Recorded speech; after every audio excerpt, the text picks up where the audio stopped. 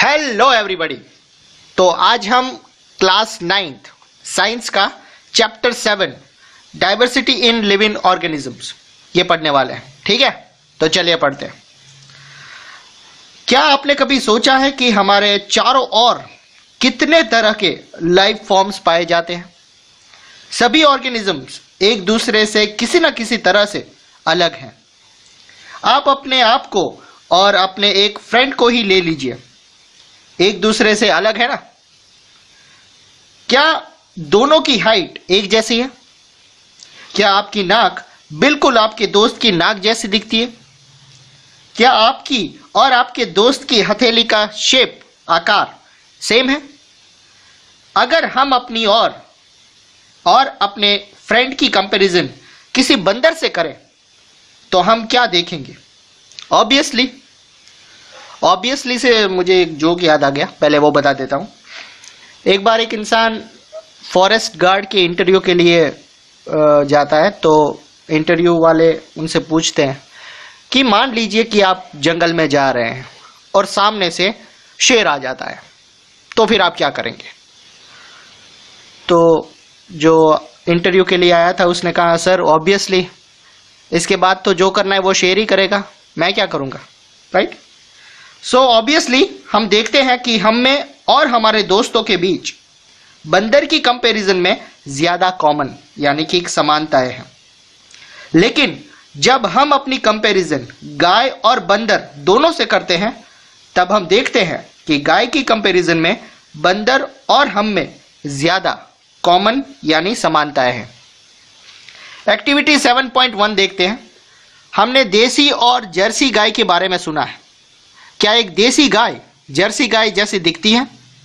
क्या सभी देसी गायें एक जैसी दिखती हैं?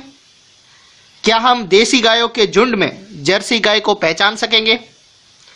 पहचानने के हमारे बेसिस क्या होंगे?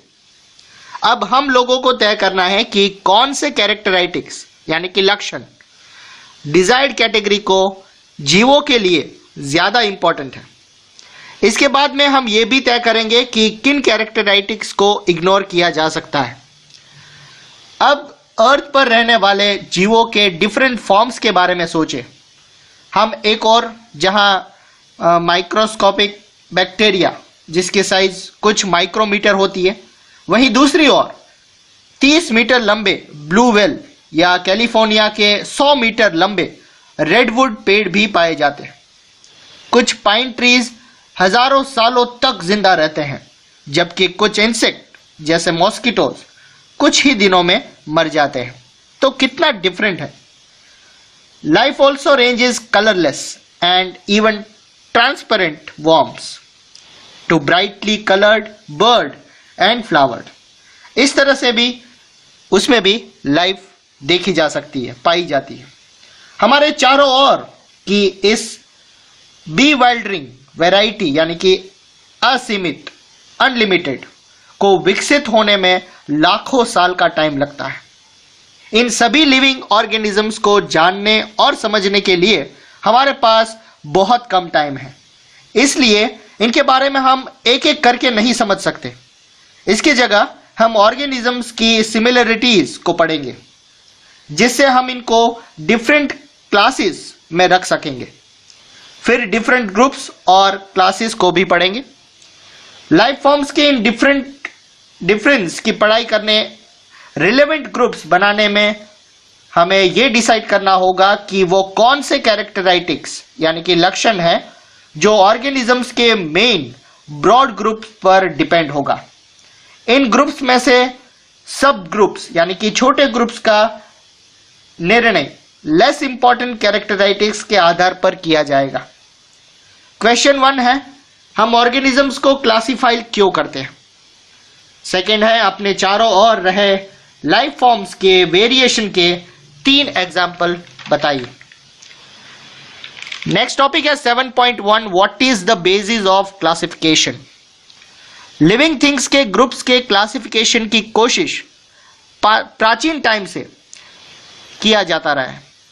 ग्रीक थिंकर एरिस्टोटल ने एनिमल्स का क्लासिफिकेशन उनके लैंड, वाटर और एयर में रहने वाले आधार पर किया था। ये लाइव को देखने का बहुत ही सिंपल लेकिन मिसलीडिंग यानी कि भ्रमित तरीका है। फॉर एग्जाम्पल, समुद्र में रहने वाले एनिमल्स जैसे corals, whales, octopus, starfish and sharks, ये कई मायने में एक दूसरे से काफी अलग हैं। इन सभी में एक ही समानता है, वो है इनका हैबिटेट यानी कि आवास, कि वो पानी में रहते हैं। स्टडी के लिए इस आधार पर ऑर्गेनिजम्स को ग्रुप्स में बांटना ठीक नहीं है। इसलिए हम ये डिसाइड करना है कि किन कैरेक्टराइटिक्स के आधार पर ब्रॉडेस्ट डिवीजन का निर्माण किया जाए। उसके बाद हम दूसरे कैरेक्टराइटिक्स के आधार पर किसी ग्रुप को सब ग्रुप्स के अंदर इसी तरह के क्लासिफिकेशन की प्रोसेस जारी कर सकते हैं।